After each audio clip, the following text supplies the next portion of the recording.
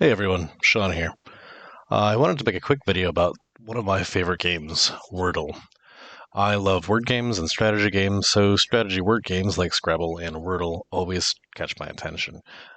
This has been gaining popularity as of late. I did see this game pop up as an app about 5 or 6 years ago and then quickly disappear, but it seems to be gaining more attention now with this particular website, powerlanguage.co.uk/Wordle, which provides this word-based challenge.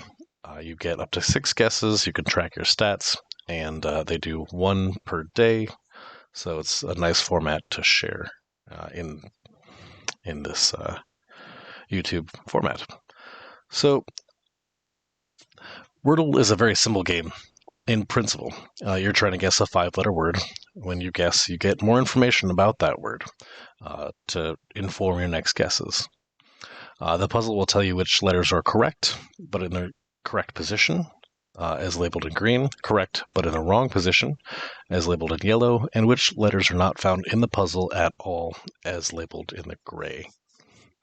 The basis to this game is actually a game called Mastermind, which came out in the 1970s and was labeled as a code cracking game. I imagine something war related would make you feel like an early spy trying to crack a code from an enemy message. Totally not how cryptography works, but it does make for a very fun game. I've played this plenty of times. It's very enjoyable, quick to learn, difficult to master, difficult to win, as it is labeled. Now, Mastermind uses colors instead of letters. You would have a lineup of 4 colored pegs hidden behind a screen, and your opponent would try and guess your color combination. Each time, you would give that player feedback how many were right, and how many were right but in the wrong position with little black and white markers. The two major differences between Mastermind and Wordle, obvious one being the use of letters instead of colors. In Mastermind, your code could be anything. Black, white, red, blue, green, yellow, all blues. In Wordle, both the answer and your guesses are restricted to the actual words in the language. It does make it easier on the guesser so that a word like QWXVF is not a word that we have to figure out. The restriction, however, is that we cannot use a nonsense word as a guess. That'll come into play when it basically as your first guess. I would love to be able to just say A-E-I-O-U, tell me where the vowels are found, but unfortunately you can't do that. So it does limit some of our guesses and forces us to play sometimes a little bit suboptimally. The other major difference is that in Mastermind, you would not say where the correct letters were. You would or correct colors were. You would just say how many were correct in total. So when we guess something in Wordle, it actually tells us which of the letters is correct and which ones are correct but in the wrong position, not just that there are 2.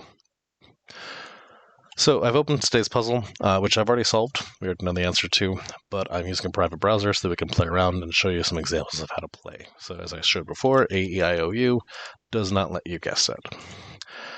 My personal favorite word to start with, because A-E-I-O-U is not an option, is the word aegis. Now, this has a few different benefits. Number one, it has the 3 most common vowels in it. Also, the S, because of its terminal position, is going to allow us to catch a lot of plurals. S very commonly falls at the end of words in English language, so it's going to allow us to catch a lot of plurals just with that. Plus, it's nice to have S if it does fall in a different position, as it does in today's puzzle. As you'll see in plenty of puzzles, my 2 favorite words to start with are aegis and youth. I think having that O-U and Y in the same word as a backup to aegis, when aegis doesn't send you down a clear path of where to guess next, youth is a very, very good word to help you get grounded on where those remaining vowels, O-U and sometimes Y, are. Plus, T and H being together at the end of the word is kind of a common thing, so it's a little bit of a benefit to have those in there. Now let's talk about other best guesses. I did look this up. So Bertrand Fan also describes the Wordle's similarity and basis in the game Mastermind. He goes to explore through a little more technical means than I have used for my starting word Aegis to pull out the letters that are most commonly found in different words. And so we end up seeing this list here. Everyone's fairly used to seeing RSTLNE from Wheel of Fortune, of course. But this turns out to be the actual distribution. So a word like later, which uses 5 of the top 6, could be a really good starting point. Again, I prefer to have that third vowel in there.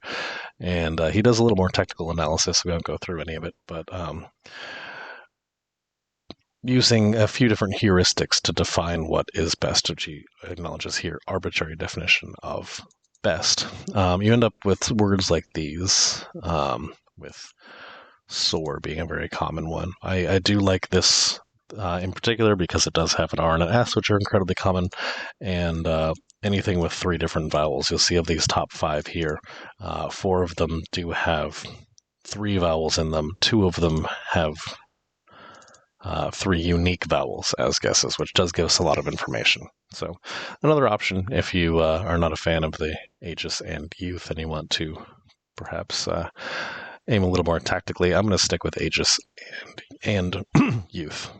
One more sort of strategy-based thing is that when you are guessing in this game, and let's say you guess beans, for example, now that we know that the word begins with a B, there's really not a lot of use continuing guesses with a B at the beginning. There's not any more information gained. So while we know that it begins with B, putting something else at the beginning is going to be very useful. Because it basically ends up being a free space. It ends up being a wildcard space where you're like, okay, I want to know if there's an R, an L, a T in this puzzle. So let's figure out a word. And if you're limiting yourself with keeping the B at the beginning and trying to figure out if there's an L or a T, probably a poor example because this does end up helping you a lot, but you could also include something else. Jolts would give you just as much information as bolts would, but it does give you one more piece and that there is no J in there, for example. So if you do figure out early on in your game that you know exactly where a letter is, basically I try not to include those until I'm ready for the final guess,